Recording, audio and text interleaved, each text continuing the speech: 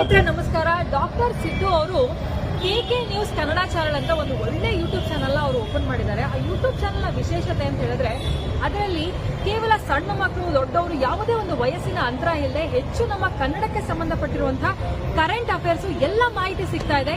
ದಯವಿಟ್ಟು ಹೆಚ್ಚಿನ ಸಂಖ್ಯೆಯಲ್ಲಿ, ಅದರಲ್ಲೂ ನನ್ನ ಯುವ ಸ್ನೇಹಿತರು ಹೆಚ್ಚಿನ ಸಂಖ್ಯೆಯಲ್ಲಿ ಯೂಟ್ಯೂಬ್ ಚಾನೆಲ್ ನ ಸಬ್ಸ್ಕ್ರೈಬ್ ಆಗಿ ಫಾಲೋ ಮಾಡಿ ಹೆಚ್ಚು ಕನ್ನಡ ಪರ ಜ್ಞಾನವನ್ನ ಬೆಳೆಸ್ಕೊಳ್ಳಿ ಅಂತ ಹೇಳೋದಕ್ಕೆ ಇಷ್ಟಪಡ್ತೀನಿ.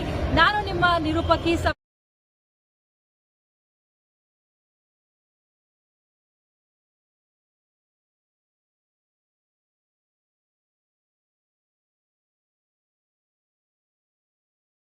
ಮುಂದಿನ ಪರೀಕ್ಷೆಗಳಿಗೆ ಉದ್ಯೋಗ ಸರ್ಕಾರಿ ಉದ್ಯೋಗ ಪಡೆಯಬೇಕಂದ್ರೆ ಸ್ಪರ್ಧಾತ್ಮಕ ಪ್ರಶ್ನೆಗಳನ್ನ ಹೇಗೆ ಉತ್ತರ ಬರೆಯಬೇಕು, ಪರೀಕ್ಷೆಗಳನ್ನ ಬರೆಯುವಾಗ ಯಾವ ರೀತಿ ಅಭ್ಯಾಸ ಮಾಡಬೇಕು ಅಂತ ಹೇಳಿ ಇದೇ ಶಾಲಾ ಹಂತದಿಂದ ನಾವು ರೂಢಿಯನ್ನ ಮಾಡ್ತಾ ಮುಂದೆ ಸಾಗಿದರೆ ನಾವು ಜೀವನದಲ್ಲಿ ಯಶಸ್ಸನ್ನ ಕಾಣಬೇಕು. ನಿರಂತರ ಅಭ್ಯಾಸ ಮಾಡಬೇಕು ಹಾಗೂ ದೇಶ ವಿದೇಶದ ಎಲ್ಲಾ ರೀತಿಯ ಬೆಳವಣಿಗೆಗಳ ಬಗ್ಗೆ ತಿಳುವಳಿಕೆ ಹೊಂದಿರಬೇಕು.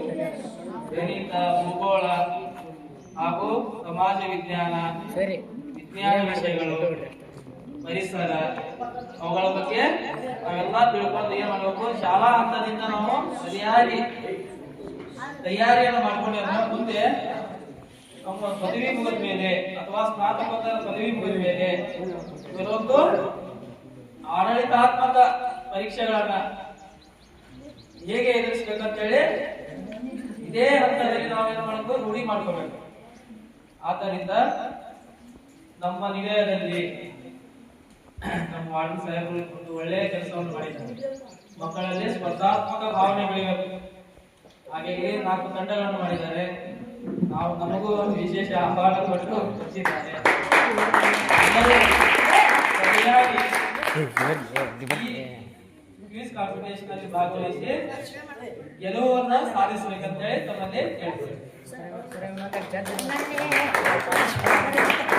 Very good.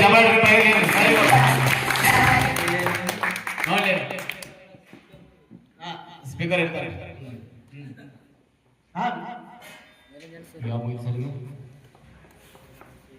ಸಿ ತಂಡಕ್ಕೆ ನೀವು ಕೇಳ್ತೀರಿ MLA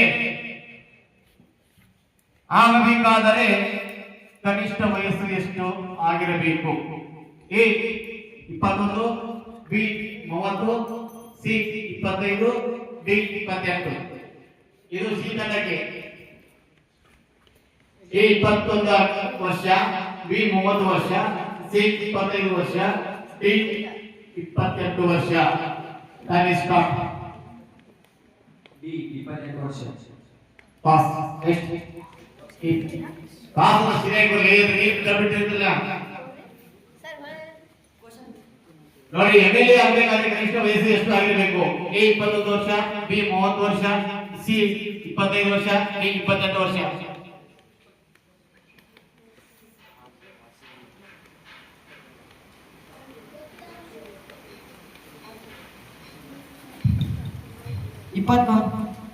ಪಾಸ್. ನೆಕ್ಸ್ಟ್ 25 ವರ್ಷ. Very good. ಇದು ಪಾಸ್ ಆದಂತ ಪ್ರಶ್ನೆಗೆ ಈ ತಂಡ ಉತ್ತರ ನೀಡಿದರೆ ಅವರಿಗೆ 5 ಅಂಕಗಳು. ಮುಂದಿನ ಪ್ರಶ್ನೆ ಈ ತಂಡಕ್ಕೆ ನೇರವಾದ ಪ್ರಶ್ನೆ. ಕಾನೂನಿನ ಮುಂದೆ ನಾವೆಲ್ಲರೂ ಸಮಾನರು ಎಂಬುವ ಯಾವ